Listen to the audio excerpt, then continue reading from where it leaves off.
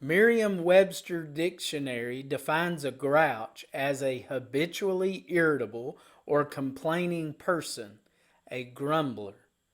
There are several other terms that describe a grouch. Such a person might be called a curmudgeon, crank, complainer, crosspatch, grinch, grump, killjoy, malcontent, murmurer, or whiner, among other names. Let us see what we can discover about a grouch on National Do a Grouch a Favor Day. Welcome to Presentation Ponder Practice. Scouts were sent to the Promised Land to find out what the inhabitants were like, Numbers chapter 13, verses 17 through 19, and bring back samples of the crops grown in the land, verses 20 through 25. A faithless report was given by 10 of the spies, but a faithful report was given by 2 spies, Caleb and Joshua. Believing the 10 spies, the people became worried and made plans to return to Egypt. The Lord became angry with the Israelites. He told Moses that he would disown them and destroy them with a plague, Numbers 14, verses 11 and 12. After Moses pleaded for God to pardon the people, God agreed to forgive his people, but there would still be consequences. God asked, "How long shall I bear with this evil congregation who are grumbling against me? I have heard the complaints of the sons of Israel which they are making against me." Numbers chapter 14, verse 27. No one 20 years old or older, except Caleb and Joshua, would enter the Promised Land. The 10 faithless scouts died immediately from a plague.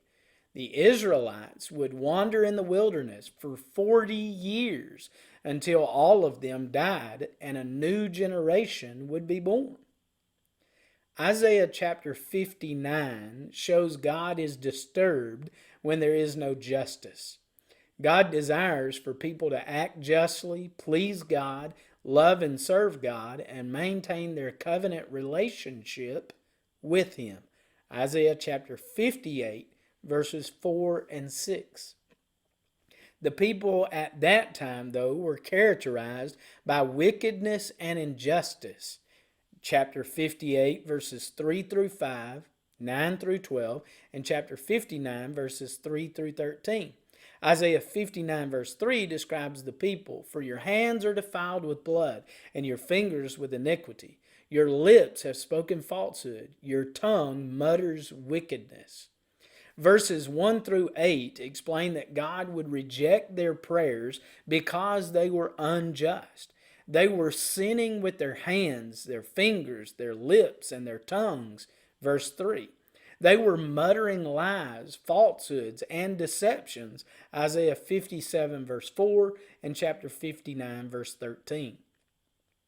In a call for humility, Philippians 2 verse 14 instructs, "Do all things without grumbling or disputing."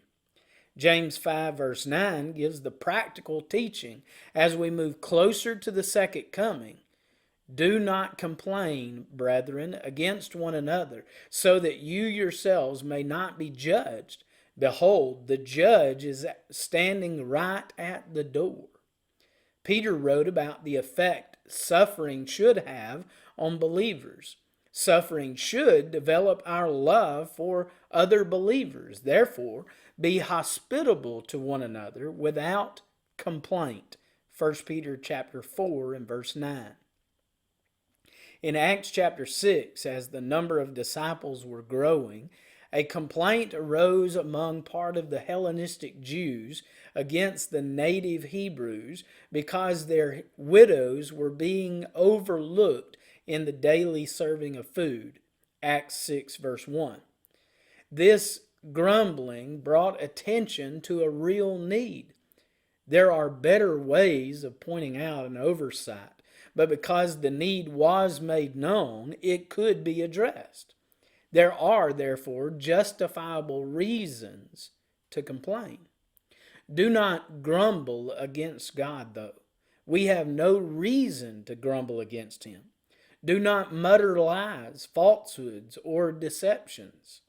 Most complaining or grumbling is denounced. Even in justifiable complaining, the method is not commended. Do not take real needs being met because of grumbling or complaining as approval for the method. If grumbling or complaining is the way you have to get a point across, find another way. Do not let an irritable or complaining person bring you down. Do not allow a Grinch or killjoy to spoil your good pleasure. Do not permit their whining or complaining frequently about little things to distract you from your goals or vision. National Day Calendar gives the following suggestions to reach the heart of a grump. Find out their favorite baked good and surprise them with it. Listen to their grumblings and grumble along with them just for the day.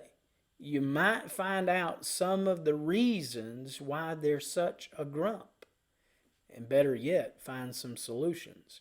Just visit with them. Offer to help with a difficult project.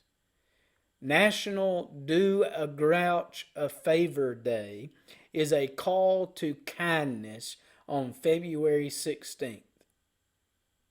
That happens to be today. Maybe you can be the one to find the sweeter side of a grouch or turn their frown upside down.